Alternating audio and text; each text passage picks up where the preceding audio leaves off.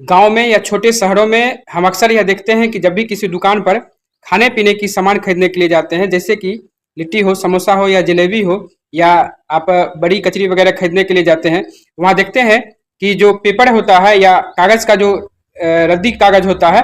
उसी में या कॉपी किताब वगैरह जो घरों में लोग बेच देते हैं, रद्दी मान करके या रफ कॉपी वगैरह जो इस्तेमाल करने के बाद बेच दिया जाता है,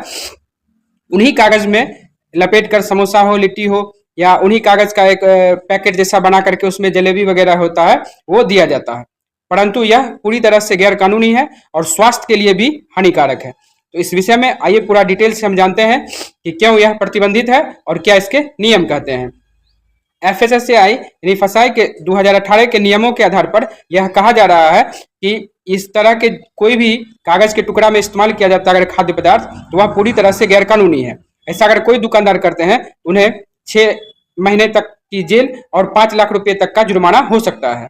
अब यह प्रतिबंधित क्यों है, यह भी जानना जरूरी है। इसे इसलिए प्रतिबंधित किया जाता है क्योंकि कागज पर जो लिखा हुआ इंक रहता है, जो स्याही रहता है, उसमें लेड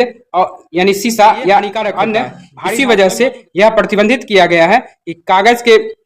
किसी भी कागज पर जिस पर लिखा हुआ हो, अथवा कोई पेपर है जिस पर कि